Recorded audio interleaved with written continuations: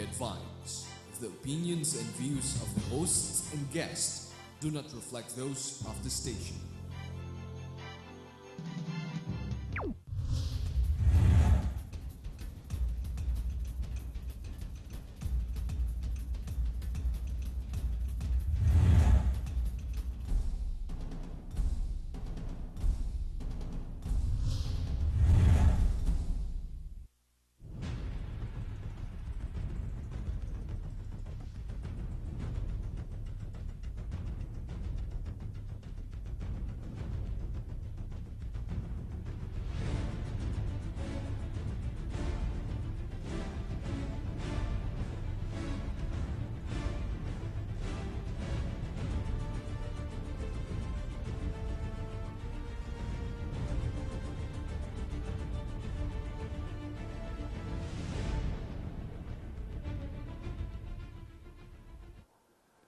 Magandang gabi Pilipinas, mayang gabi sa Tibok, Mindanao, Visayas ug sa Luzon. Ito po ang Republika, ako po si Erik Espina.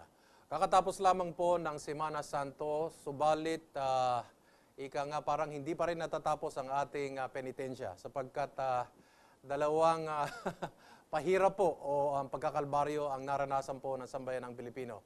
Bagkus ay hindi lamang po talagang kalbaryo ang naranasan ng ating sambayanan, si mismo na pong si Juan de la Cruz ang pinapako. Dahil po hindi lamang po relihiyon ang pinag-uusapan natin ditong pagtitika, pagmumuni-muni sa ating relihiyon, pati pagpapako sa atin dahil po dito sa energy crisis na nararanasan natin, lalo na para po sa ating mga kapatid sa Mindanao, kung saan halos 8 oras po ang brownout. Dahil dito po karamihan sa mga negosyo sa Mindanao ay nagsisirado. Marami po sa mga namumuhunang mga dayuhan ay ayaw nang pumasok sa Mindanao. Pati po mga negosyante na kahit na lokal, ayaw na rin maglagay ng kahit anong business sa Mindanao. So ano na po ang kinabukasan natin? Tamang-tama, 1 week after the Semana Santa, magkakaroon dapat ng Energy Summit sa Davao. Titignan natin anong mga kalakaran na mangyayari dyan na talagang pangungunahan ng ating Pangulong Presidente Noynoy Aquino. At tamang-tama, dahil pag-uusapan nga natin, itong titulo ng ating programa ay Power Over Power Crisis. Tamang-tama, kausap natin isang host ng programa dito sa GNN. Siya na po ang kinuha namin dahil for the past 3 episodes, ito ang naging topic niya . So susumahin niya yung 3 programa niya ngayong gabi, dahil siya ang eksperto ngayon, dahil nadinig niya lahat ng argumento. Walang iba kung hindi si Herman Laurel. Magandang gabi, Kabansang Erik. Yes. At kasama din natin, matagal na rin itong advocate tungkol po sa enerhiya, alternative energy, nuclear energy. Walang iba kung hindi si Ginoong Butch Valdes. Magandang gabi sa iyo, Eric, at kay Kamentong. Yes. I'm glad that you invited me again. Of course. Kailangan madinig yung mga boses ninyo. Unang tanong, foreseeable. Was this problem foreseeable? Anybody can jump in. definitely, it was not only foreseeable, it was very clear from the very beginning. In 2001, when the Electric Power Industry Reform Act was passed, that this was a means by which to enslave us and exploit us in the energy sector. Hindi lang naman sa Pilipinas ginawa ito, kaya alam natin noong kanilang hinahain na itong Omnibus Power Bill from 1998-99 pa, which became the EPIRA. Because this was done in India, for example, but they opposed it. Enron went into the state of Maharashtra. The electricity cost went up so high, hundreds of thousands rallied, and they were compelled to retract from that contract. They did this in Brazil. They stopped all the other natural energies there and put up all these IPPs. But eventually, pinatalsik din sila. They've been doing this all over the world. And of course, California. Ginawa ng Enron yan sa California. Bago sila tumungo dito at ginawa naman dito, ang kaibahan lang napaka-tanga o tuso ng mga nasa kongreso natin, inaprubahan yung EPIRA, at alam na ng lahat yan, 500,000 per congressman. Ang ibinigay. Ang ibinigay, ang nagkalat niyan, ayon kay Rene Magtubo, ay si opisina ni Sonny Belmonte. Okay. Nagmamalinis ngayon, pero I challenge him to face me and the public in your program here to deny it. Ano ba? EPIRA o EPERA? EPERA na. Okay. EPERA na. Okay. So, if I have a smile, it is not a smile of jest, Okay. but a grin of real hatred for these people, for doing this to this nation. Itong ginagawa nila. Now, liban doon sa tig-kakalahating milyon, si Gloria Arroyo mismo kasama dyan. At Okay. siya ay nagbigay ng 10 million pesos each o ilaw na project Okay. kada kongresista. Okay. So, yan, napasa na and Gloria signed it into law and we have suffered ever since. No? So, parang pinapatotohanan mo, Kamentong, na tama yung sinasabi nung kasalukuyang administrasyon na wala silang kasalanan, na kasalanan Hindi nito ng totoo mga, yan. ng mga nagdaang administrasyon. Paano ito? Ganito, no? Oh, okay. I'll go back a little further Okay, okay. than where Mentong started off. I'll go back all the way to Cory Aquino's time. Okay. No? Aha. There was, in fact, in place, no, upon the taking out of the dictator, Okay. a energy development program. Okay. No? The energy development program was based on Projected increases in well, energy yes, and based on our requirements. being not dependent, not completely dependent on imported oil. Energy no? independence. So, okay, one was we had the development we started off with hydroelectric, Yes. and then we have geothermal, and of course the nuclear energy development program. No, this was going to be the base load type of energy generation that would have probably given us the energy self-sufficiency of about 90%, which means generated by ourselves and not dependent on imported oil. However, the revolution caught up, and immediately people like Shell Philippines, the head of Shell Philippines, who were already clamoring for the stop of the nuclear power plant even before during Marcos' time, went on and convinced Gloria Corazon Aquino to mothball the nuclear plant, no? Which made us become much more dependent on imported oil. No? And they stopped the necessary maintenance of our geothermal plants and the hydroelectric plants. Isisingit ko lang, hindi ba inalis nila yung Department of Yes, Ministry of kasama, Energy, no? oo. Ministry of Energy, kaya nasama lahat yung mga programa na yan. Okay. Inilagay yan sa ilalim ng Office of the President Yes. mismo. The better to Pinabagsak, dismantle. no? Pinabagsak, no? The better to dismantle dismantle the program. talaga niyan. Pasok na naman si Fidel Ramos, no? Wherein he privatized the Petron. No? By the way, during Corazon Aquino's time, she took out the OPSF, the Oil Price Stabilization Fund, yeah. which was used as a buffer, Yes, no? yes, Like a cushion, no? To protect the public from these sudden increases of fuel, right? Tinanggal niya yan. This was in 1987. No? Tapos pagpasok ni Fidel Ramos, no?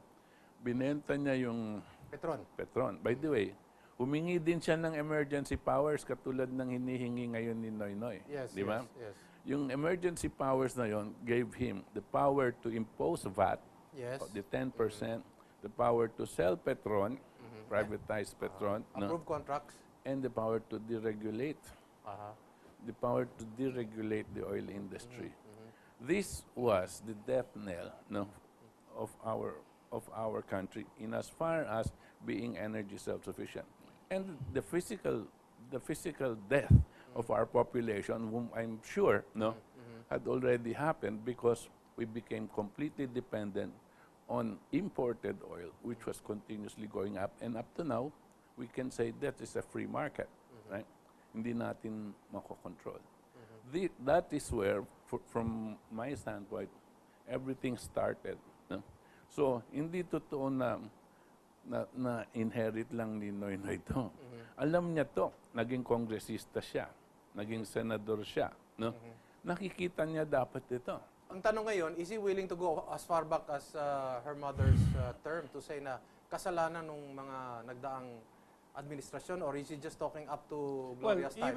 Sa tingin mo, even Mendo? in his 2 years, he should have dredged the Agos Pulangi hydroelectric network. Okay. And Hindi niya ginawa yun? Hindi nila ginawa yun. And hindi niya pwedeng sabihin hindi niya alam because in 2009, sinasabi na ng Department of Energy, there will be a shortage of power. But that was part of the manipulation, that was part of the scenario they were building. Sabi nga, El Nino o La Nina darating, kukulangin ng ulan. But it was never short, the rains. It is because they have not been dredging not only the past 2 years, but the past 10 years. Sa panahon ni Gloria. So you know, and one must realize, kailangan maintindihan ng sambayanan, na may mas malakas tulad ng sabi ng tema mo, power over power crisis. There are powers manipulating our energy policy para tayo ay laging alipin sa foreign oil companies, for oil imports, and so on. Para hindi tayo masenso. Para hindi tayo umasenso. Sigurado yun. The other thing is, pag sinabi mong para hindi ka umasenso, no? Ang tatamaan dyan yung population mo, syempre. Because you impoverish your whole society, you lose your jobs, you lose the capacity to survive. So your population starts to... Ang isang target nito is the industrialization and modernization of the country. Ayaw nila na tayo yan. Ayaw nila, kasi nga maaring matigil na ang ating importasyon na mga gusto nilang ibenta sa atin and so on. But some statistics, the share of the manufacturing sector to our national output in 1998 was 24.5%. Okay. In 2005, this went down to 23.7%. And it's going down. This is what you're saying. In 2011, last year, it's down to 17.1%. Okay. Almost how many percent? 6-7% difference. When a modernizing society should have an expanding manufacturing sector.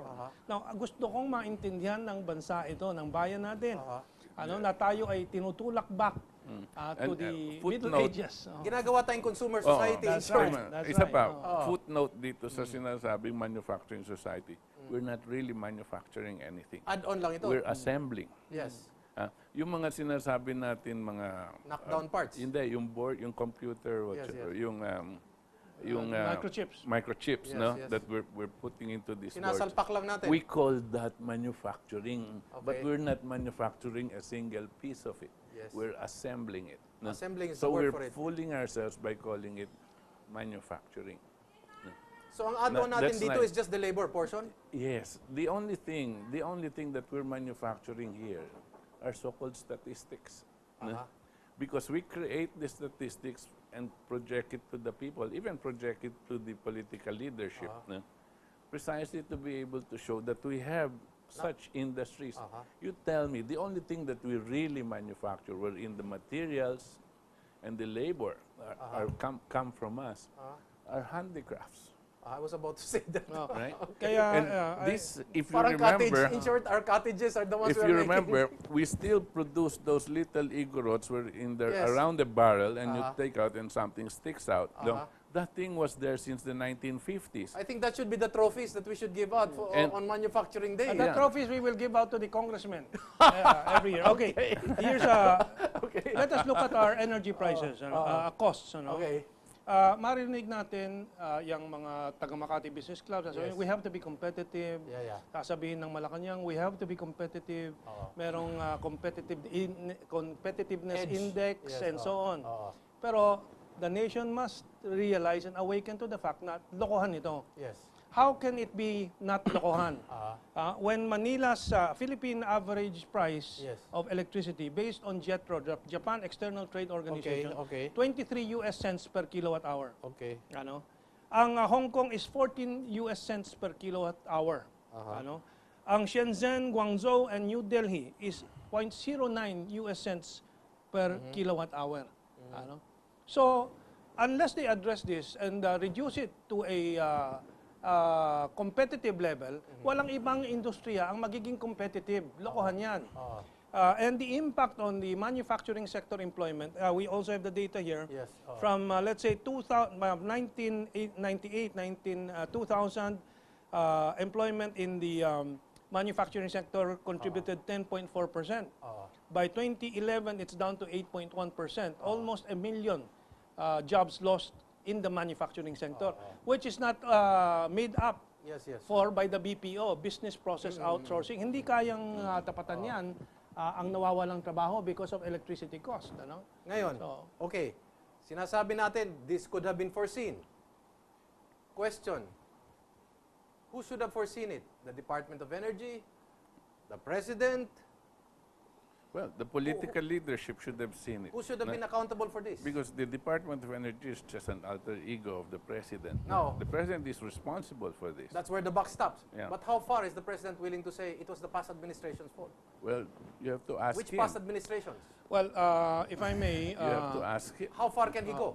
people like Butch and myself, in the middle of the 90s, we already knew what was happening because we have an overview of what's going on in the world. Ano? That's what we study. Ano? And alam namin na tinatarget ng Pilipinas for an economic assault through the energy sector. Dahil ginawa na ito sa iba't ibang mga bansa. Ano? And so, yung so-called revolution in 86 was not a revolution. That was a counter-revolution. Importanteng maintindihan yan. Because the period of Marcos was an era of third world countries trying to develop themselves to become genuine nation states. Ano? And giving democratizing economic development. Kaya national economic development ang campaign ni Marcos. That was reversed. So it was a counter-revolution ni Cory Aquino at ng mga yellows, mga dilawan. Kasi tumatayo si Marcos. Tumatayo si Marcos. Marcos. 11 industrial projects and so on. Butch has something Mga pilot projects na yun, talagang industrialization, backward integration, etc. No? Okay, let's go back to that. Did we make a mistake selling Petron? Definitely. Yes, Ayan. definitely. Both of you, no? Agree? Definitely. Do we need to get it back? Definitely. Yes. Okay. But it's not just the only thing that we have to do. If we are to have to address this problem in Mindanao, which by the way is not a Mindanao problem, it's a Philippine problem, because that's our problem here today as will well. affect us, of Okay, course, what's happening in Mindanao has been happening for the past maybe year or 2 years already, no? But and it has been happening here, but the focus is different. But go back to, we have to do it as a programmatic approach. No?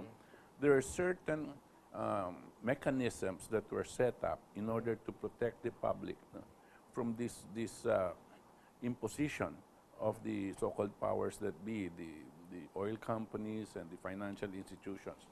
Number one was the OPSF that was set up. Number two was a setting up of the Petron. Petron was an oil company with all of its networks, will negate any kind of move on the part of Shell and Caltex, to just arbitrarily increase prices. Even in a free market situation, if you have a nationalized oil company, That's assuming you have a free market, even if, Yeah. they cannot just increase because they can't just jack it up, the government, by its power, and subsidizing power, it can pull the prices down so that the people are not going to be affected. So they'll be forced to bring it down. The other thing was the energy development program, which includes the nuclear. That was moving us towards a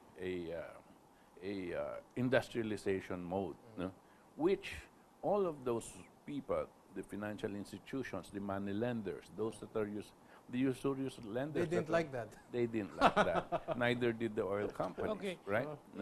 So they took steps in order to destroy it, and destroy it permanently by coming up with these surrogates, whom we call presidents. They didn't want us to be self-sufficient, and they didn't want us to find our voice. They didn't want us to be sovereign in our power. In a sense, Eric, your theme is very correct, but it is really a question of whose power over the power crisis. Exactly. Not just the multinationals, but the powers that are within this country the also. oligarchy, the ruling class, which is in We call cahoots. them surrogates. Which Yung the multinationals are also in bed partners with. or surrogates. Yes. Right. But this is where the power of knowledge, which we are sharing now, Yes, that yes, to our public, malaman yes. ng bayan, Yeah. and the people's power really come in. No? Sa Mindanao, nangyayari na yan. Dahil they are so close to their natural treasures, like the Maria Cristina Falls, Yes, yes. they know it's theirs. Yes. And they know, tina-target yan for privatization. Yes, yes. And kaya pinipilit sila na magpirma ng mga kontrata ngayon na 5 to 20 year Oo. for a short-term crisis created by these people Oo. in Tatalian sila power, sa 5-year contract. sa 5 to 20-year contract Oh my goodness. that will double to triple their energy prices for 20 years. Ayan ay ginawa na It's sa Luzon sa suicide. atin. Ginawa na It's sa atin. suicide. You make them sign something like that in order for them to be killed. No? So Because parang that's So let exactly me what's just, ang ano, nangyayari, nilulumpo natin ang itong mga tao na ito, ang bayan natin. pinapahirapan natin sila para lang sila mapuwersang pumirma dito sa kontrata. That's right. ito. Yan ang ginagawa. Now, we received an It's email not from suicide, it's genocide. we received an email from Jojo Borja. Yes. You know him already. Yes. And reporting that Siya barangay yung may-ari para doon sa mga hindi kakalam. Siya illegal yung may-ari. power and light. Okay. Illegal light and power. May kaya itong pamilya na ito, pero hindi tuso. Oo. Oo. Now, sa report niya is Barangay Captain Mateo Cortez of Norminco, Northern Mindanao Cooperative, a Cooperative rural siguro yan. cooperative, Yes, is yes. in negotiation With- with the energy authorities now. Yes. And they're being asked to sign 3-year contract. Binabaan ng konti. Oo. Ayaw din nila. Sabi nila, we prefer the blackouts Rather than than signing something that will hang us for the rest of our lives. kasi hostage. Ha? Hostage sila. Hostage sila. Hostage sila. Bakit ayaw nila pumirma? Kasi- Hindi lang dito sa 3-year contract. Oo. Because of the EPIRA and ERC rules now, Oo. yung kontratang yun, every 3 year, i-re-evaluate at yung assets for generating the power and distributing the power will be reappraised Also. to the present value And who will at appraise that time. it? ERC with some foreign consultants and kung sinong utility company. And Butch has not heard it. Ano yung ERC? Energy Regulatory Commission. Commission daw. Commission. Oo. Okay. At ang chairman ngayon, napakabagay ang pangalan, Chairman Ducot.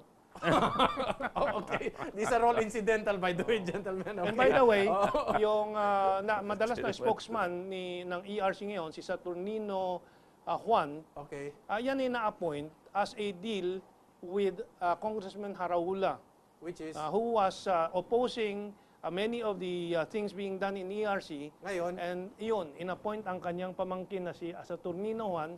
And then, Kaya- tumahimik na si Congressman Haraula. okay, sabi ngayon ng ni DOE Secretary Jose Rene Almendras, itong problema na ito sa 2010, nakita na namin, we're doing something about it.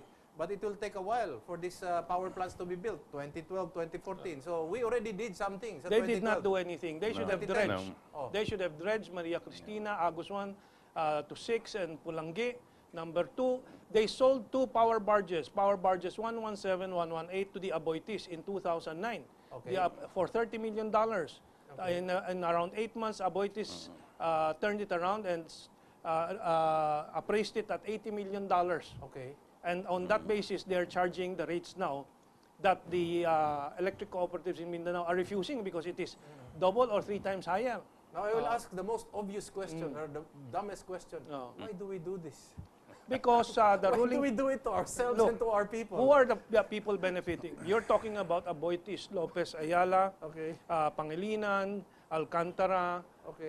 basically maybe half a dozen families and corporations. So why are they doing it? Because they are greedy and they are sociopaths. They They- hate society, they hate people, Right. they don't care. They're what's still I One call minute before a break. Go they're ahead. still what I call surrogates. You see, yung surrogates na yan, yung tinatawag nating leadership natin Yes, dito, yes. come from government, big business, Yes. no? And the academe. Okay. No? They are, that's the crisis in leadership that we have. Uh-huh. Okay? Now, the problem is political leadership plays, right? Okay. Plays with whatever interest. These other guys in business will just try to make money because of greed, okay? But the most dangerous are those that are in the academe, those who Because? call themselves economists, Because? PhDs, because they have the capacity to destroy the future. Okay. And this is Hold on to exactly that. what That's a is very, happening. very important They point. poison minds. breaking and destroying the future when we return in Republika.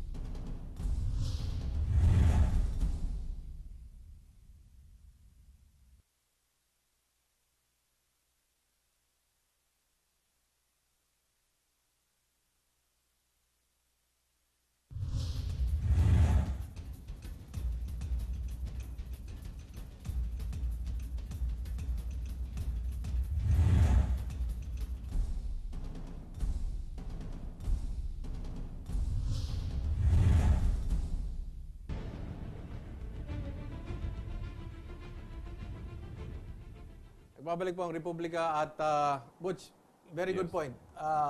The academicians are the greatest threat. Yes, because they can destroy the future.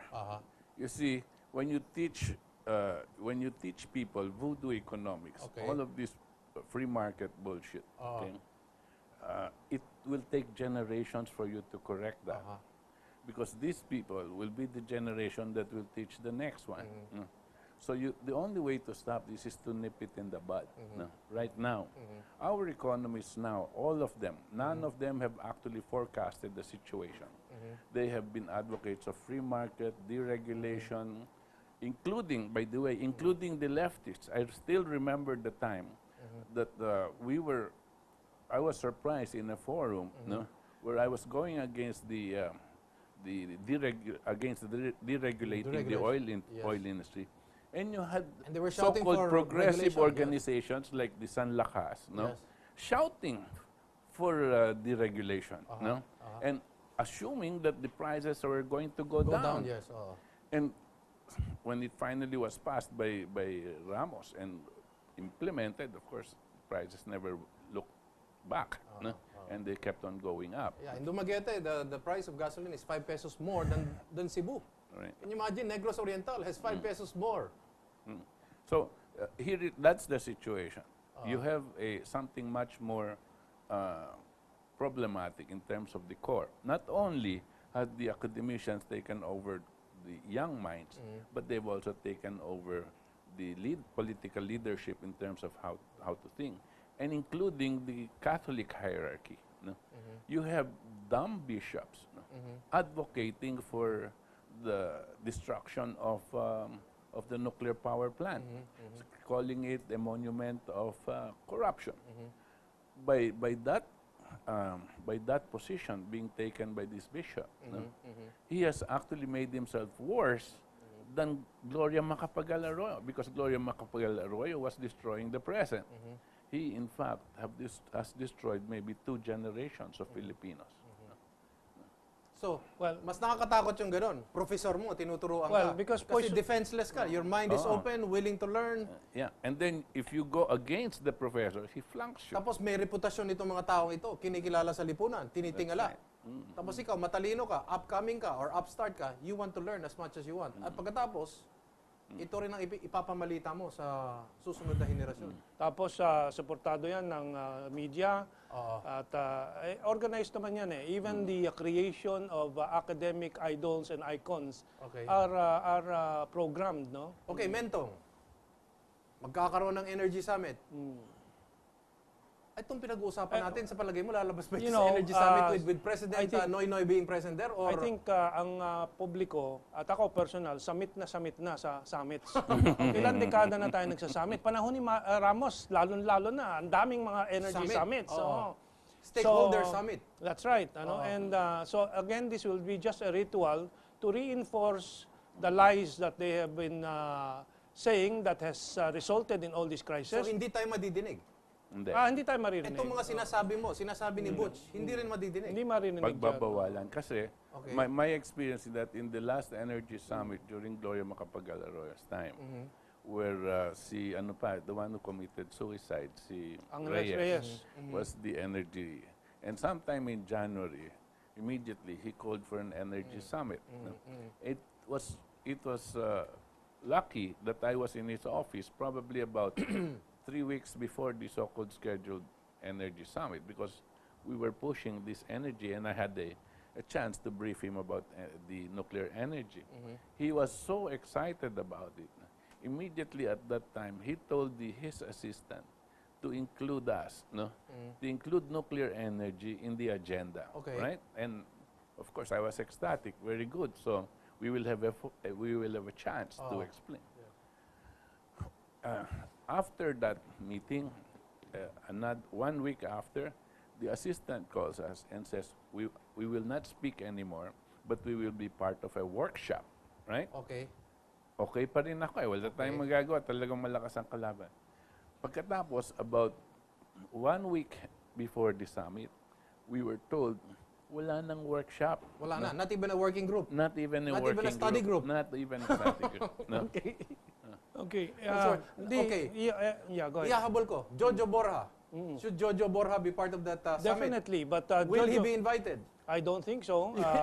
For example, in the Energy Regulatory Commission hearings, Jojo Borja has started attending. Okay. But his participation, his voluminous evidence about the overpricing by Meralco of its transformers, substations, and so on, Okay. was not accepted by the ERC. And he had to go to court, and there's a pending CA, Court of Appeals case here, for having the ERC having stopped him from participating. Has Jojo Borja attended the Senate hearings on the energy? Wala pa. Hindi siya imbitado? Not so far. And the hearing will be April 19, Okay. if I recall the date Imbitado ba siya? correctly. Resource person? Wala sa ngayon. Walang, Okay. walang Now, invitation. another point. Sinasabi ng Malacanang, what do you think of these power barges? The power barges are owned by the government. Okay. As I explained earlier, 117, 118 was sold in 2009 Yes. when they were saying there will be a crisis. Why sell it Okay. when you are expecting a crisis? No, this was a maneuver. Oh. Now there are power barges 101 to 104. Augmentation lang One daw ito, of them peak was hours. in Davao during the crisis. Okay. They never ran it How come? because they wanted to create the crisis. Two are in Iloilo in operational condition. Okay. They never brought it to Mindanao. Hindi ba, And one is here, I think, in Navotas. hindi ba sa pagkaalam natin, there was a Na, power ngayon, glut in Mindanao? naka-schedule Oo. itong apat na i-privatize Oo. this March, Okay. then it was postponed to April. Why are you privatizing what is needed for emergency use of our people? Hindi ba? Answer the question. Answer the question. Why? Because the EPIRA bans government from the power sector. Okay. Walang pakialam, and so sinasabi ni We privatize the distribution of electricity. Sir, bawal ang gobyerno And then- pumasok dyan. that's And the right. government has privatized the generation of electricity. So it is first, for a public utility, you benefit the private sector, Yes, not the public. Yes. That's the Yeah, crazy tsaka- thing. You're supposed to have you're supposed to be a Trabaho public dapat ng utility. gobyerno yan, oo. Okay? Oo. Tapos abdicate mo yung role mo, bibigay mo sa private sector. No, sasabihin nila masama ang subsidy. Oh. Una-una, we're not subsidizing anything in the power sector because we consumers pay. Yes, yes. A of course. subsidy means they take from the taxpayer Yes, yes. something totally alien from this sector and give it to this sector. Yes, yes. So hindi yan. Ito, binabayaran We na have yata na. always Yes. been paying for Yes, it. Yes, of course. So may intermediation lang ng gobyerno for the securitization, yung pagpapautang para i-set up ang system. Mentong, Okay. sa resibo natin, posible bang hindi tayo hihinga ng bayad nito? Precisely. Matatalino itong mga tao na ito. They will put a title to this and create a title in order to get money from us. Okay. Okay, now, so we were at the power barges, Yes, yes, oo. And tulad nung importanteng maintindihan ng tao, yung power barge 117, 118, binenta ng Napocor $30 million, tinurn around in a few months to $80 million Okay. ng Aboitiz. Oo. Itong 101 to 104, ganyan din ang gagawin at malamang Aboitiz. But the worst part is the Agus Pulangge. This is very important to understand. Okay. Wilson Fortaleza in my program Yes, reported because he was there in a tour sponsored by the Napocor Union Oo. because the Agus Pulangge is fully depreciated. Ang kuryente doon less than 1 centavo. Okay. Peso Okay. 1 centavo Oh. per kilowatt hour. Wow. Oo. Anong gustong singil ng mga power private Distributors. distributors doon sa up to 14 pesos per kilowatt hour, for example, yung Mount Apo geothermal na privatize for the Lopezes. Okay. Kaya ayaw din pumirma ang Gensan si Mayor Antonino Custodio, si Darlene. Because geothermal maximum 2 pesos per kilowatt hour yan. Ngayon, ang gusto nila, 14 pesos per kilowatt hour. what is happening? So why is and lalo na si Serge Osmeña sa Senado, I keep challenging him. Face us here in Erik Espina's program if you're afraid to attend my program. At sumagot ka. Ikaw, yung asawa mo, Lopez. Serge Osmeña, asawa mo, Lopez, why are you hanging on to the Energy Committee when you have a conflict of interest? Di ba? Hindi ba kawalang hiyaan, Serge? I heard the stupid remark which they attributed to him. That no energy is more expensive than expensive energy. That's right, yeah. So, sabi ko si Raulo talaga. Ang ibig niya sabihin, pagpapataw silang mahal na energy. Kung gusto nyong energy, bayaran ninyo. Remember, this is a public utility. Yes. Right? And this is a senator of the land, whose interest must be the public. So ito ang naisip ko when I think about Serge Osmeña, it's really in the family tradition. Tulad ng tatay niya, nagbenta ng mga junk ng ng mga Hapon para sa hanap buhay niya. So it's the same thing, he's doing the same thing. Kinakalakal ang kapakanan ng taong bayan. So, I'm sorry, but we have to keep challenging him to come out and force his hand. Bakit siya ganyan? At talagang dapat sagutin niya ito para malaman din ng publiko kung saan talaga siya nakatayo. Hindi, klaro na kung saan siya nakatayo. Klaro. I mean, that's why, and what they keep on telling the people is the things that they're doing. But there's certain things that they don't want to do. Like, we're talking about restarting the Bataan nuclear power plant. If you want an urgent measure. How long? Kung i-restart yan? 1 year? I think about 18 months. 18 months, no? Okay. From what it is now and to rehabilitate it. They're talking, kunwari, it's gonna take long. No, it's not Ninakawan gonna daw take yung Bataan nuclear power plant? Hindi. Maraming Hindi. mga sa loob na ninakawan? No, we've been there. We've been there So 4 hindi times. ninakawan? I had the whole Society of Mechanical Engineers, 25 of them, no? Go through that thing with the fine-tooth comb twice. No? And they came up with the memorandum to the president. So 18 months? 18 months. Well, no? okay. But you see, Eric, what this thing is gonna it is to address the more immediate. And I'm saying only 2 years, it can still be considered immediate. But if we don't do anything now and we rely on so-called power barges, no? This thing is going to go all the way worse, no? And we will no longer have the capability of restarting anything. What kind? We're discussing about anong klase gagamitin natin dito para sa nuclear? When we discuss this new base loads, strategic issue yan, kasi the energy sector is a strategic sector. Ano ba, uranium or anong gagamitin natin dito? Kung sa nuclear, ako, advocacy ko is thorium. But that's another matter. Ano yung thorium? Thorium is one of the elements in the table of elements. It is 100 times more available than uranium. At nandito sa Pilipinas? So we have that in Palawan. Marami I had one yan, episode with Dr. Posadas on that, and he is an advocate. China and India, as Butch also knows, is on a massive campaign to build up its thorium reactors. More or less safer It's ba? safer because it cannot be, the byproducts cannot be converted to weapons grade. And then, therefore, since it's safer, the other contraptions to ensure safety are not necessary. Yung very heavy dome and coolants and so on. But that's another issue. If we have a nuclear energy development program, of course, isama mo na yan. Isama mo na lahat yan. No? As a matter of fact, it's not just the BNPP that should be restarted. There should be a nuclear energy development program. There is no country right now that can claim being developed. No? Who does not have nuclear energy. Remember the eggshells sa University of the Philippines? Nawala na yun, di ba? Parang pag sinabi mong nuclear, lahat tayo parang hindi, because of the campaign. Atras kaagad tayo, no? We cannot even discuss the possibility of having it even on paper. Because of the fear campaign that they've started. By the way, something similar that happened to Argentina, wherein in 1974 they mothballed their nuclear power plant. No? what they call the Atucha 2. The Atucha 1 was a research facility. The Atucha 2 was the nuclear power plant, was ready to move sometime in 1973, 74, but they stopped it, right? Pagdating nitong si Nestor Kirchner, immediately in 2003, he declared a moratorium on debt payments, right? In 2006, I think, where he died, no? But his wife took over, no? And pushed his program. Among the things was to restart the nuclear power plant. Okay. And in last year, August of last year, they started their nuclear power plant again, what was mothballed already. No? And what happened? And this is what she claimed. No? At that time, she already claimed that their growth rate was second only to that of China in the whole world. Okay. Question, ito lang, no?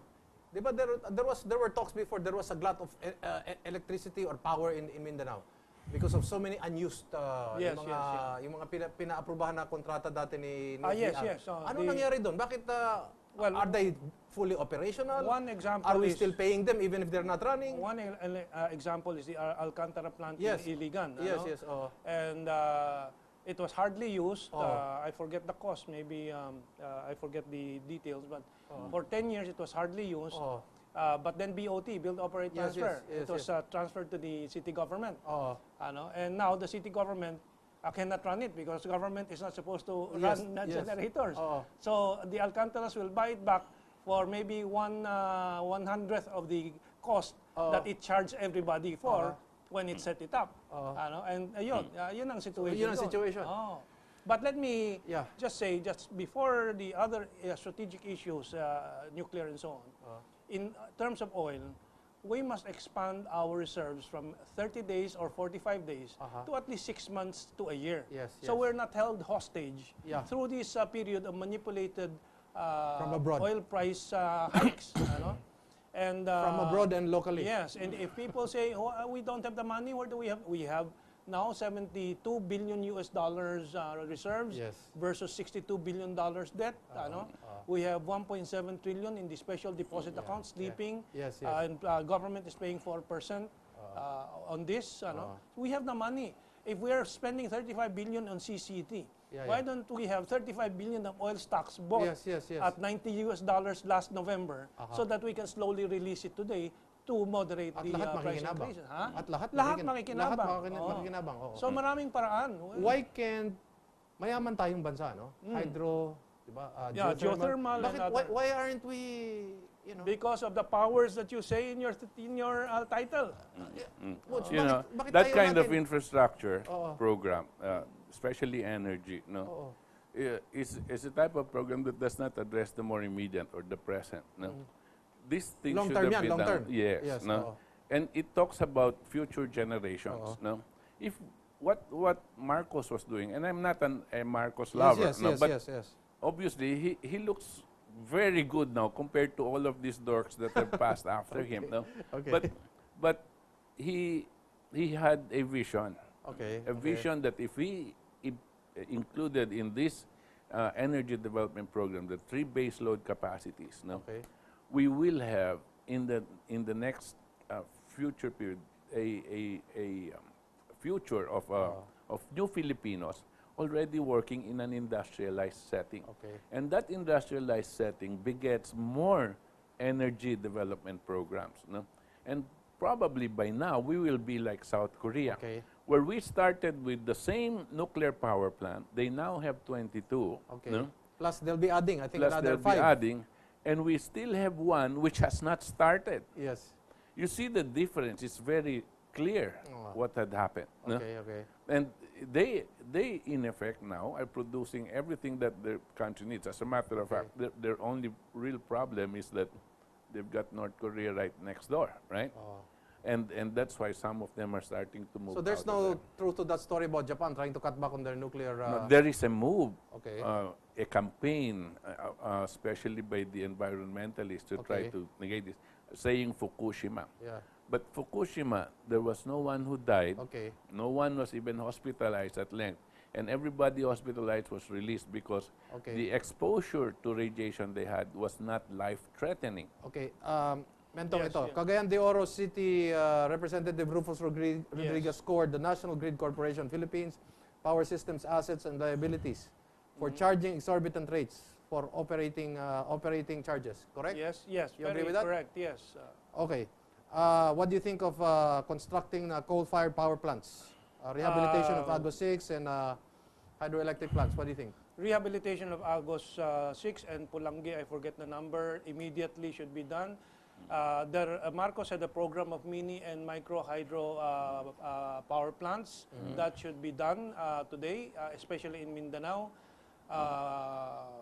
So there are a lot of options, but they have to be committed to it, and the government is not.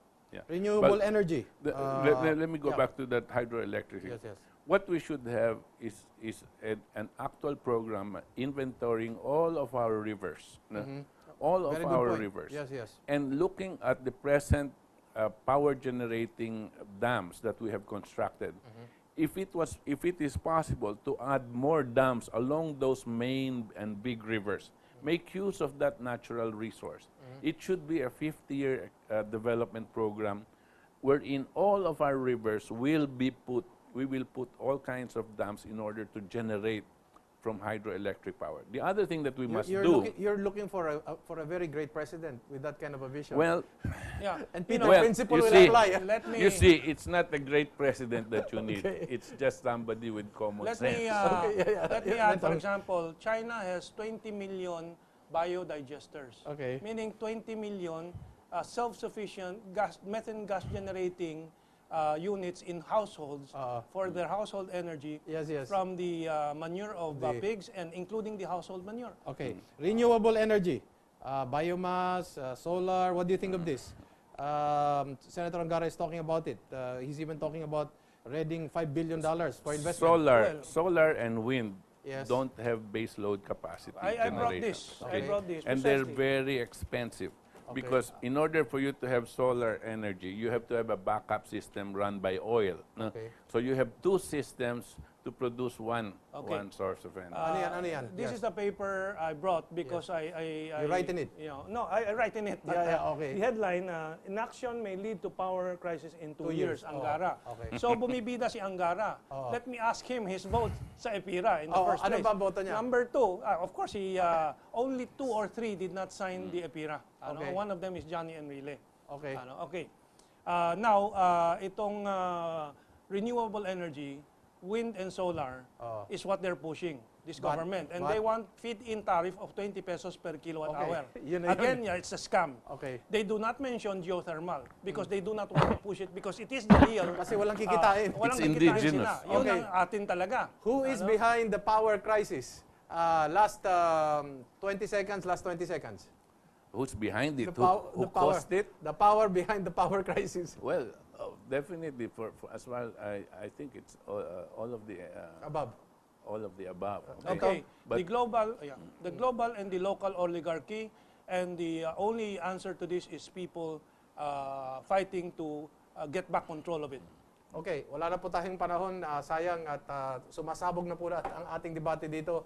Maybe next time we'll have the two gentlemen in another occasion. But it was a great discussion. Please stay with us. Every Tuesday po tayo, 8, 8:10, thereabouts. Ito po si Erik Espina, nagsasabi sa inyong magmasid, makialam. Higit sa lahat po ay manindigan sapagkat wala pong magmamahal si Pilipino kung hindi ang Pilipino. Daghang salamat, maayong gabi kaninyong tanan.